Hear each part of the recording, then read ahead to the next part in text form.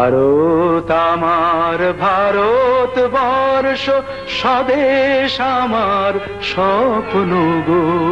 তোমাতে আমরা লোভিয়া জন্ম, ধন্য হয়েছি ধন্য গো। নমস্কার।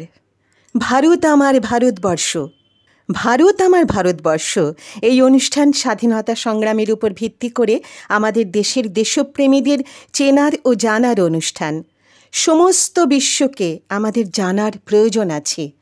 তারও আগে প্রয়োজন আছে আমাদের দেশের স্বাধীনতা সংগ্রামী ও দেশপ্রেমীদের চেনার ও জানার, যাদের আত্মবলিদানে আজ আমরা স্বাধীন।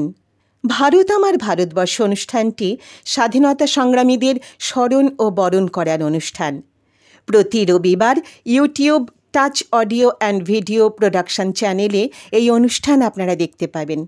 প্রতি রবিবার একটি করে পর্ব থাকবে স্বাধীনতা সংগ্রামীদের সংক্ষিপ্ত জীবনীর উপর, আমাদের দেশের ইতিহাস ও দেশপ্রেমীদের জীবনী জানতে। সমস্ত ভারতবাসীর কাছে আবেদন রাখছি চ্যানেলটিকে সাবস্ক্রাইব করার জন্য।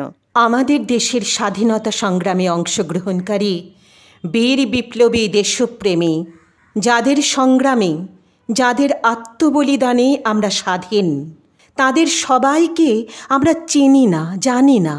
সেই কারণে এখন থেকে এই অনুষ্ঠানে পরিচিত বিপ্লবীদের সাথে সাথে অপরিচিত, অর্থাৎ সেই অর্থে যাদের একেবারেই পরিচিতি নেই, সেই সমস্ত বীর সন্তানদেরও কথা বলবো।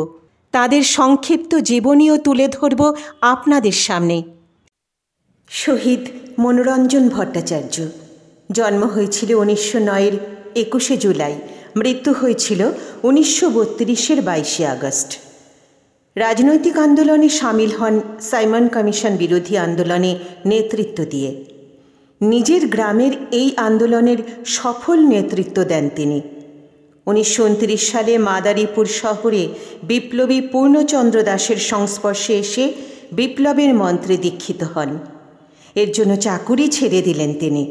1930 সালে যোগ দেন আইন অমান্য আন্দোলনে। বিপ্লবী কাজকর্মের জন্য দরকার প্রচুর অর্থের। এই উদ্দেশ্যে 1931 সালের 14ই মার্চ চারমুগরিয়া পোস্ট অফিস লুণ্ঠন করতে যান। প্রকাশ্য দিবালোকে এই কঠিন কাজ সম্পন্ন করে বেরিয়ে আসবার সময় এক কর্মচারী ঝাঁপিয়ে পড়েন তার উপর। গুলিতে মৃত্যু হয় ওই কর্মচারীর। শেষ পর্যন্ত ধরা পড়েন সকলেই। বিচারে মনোরঞ্জনের ফাঁসি হয়। বড়লাটের কাছে প্রাণ ভিক্ষার আবেদনে স্বাক্ষর করতে অস্বীকার করেন তিনি। 22শে আগস্ট 1932 সকাল 4:30 সময় বরিশাল শহরের 5000 নাগরিকের সাম্রাজ্য বিরোধী ধিক্কার মিছিলকে সামনে রেখে নিষ্কম্প হৃদয়ে ফাঁসির দড়ি গলায় পরে নেন। মাত্র 23 বছর বয়সে এই বিপ্লবী শহীদ হয়েছিলেন দেশের জন্যে। টাচ অডিও ভিডিও প্রোডাকশনসের পক্ষ থেকে আমি আলপনা এই বিপ্লবী শহীদকে জানাই আমাদের সকলের অন্তরের শ্রদ্ধা। ধন্যবাদ।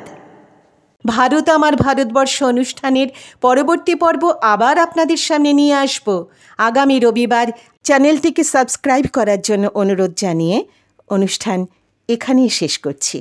ধন্যবাদ। ভারত আমার ভারতবর্ষ, স্বদেশ আমার স্বপ্ন গো।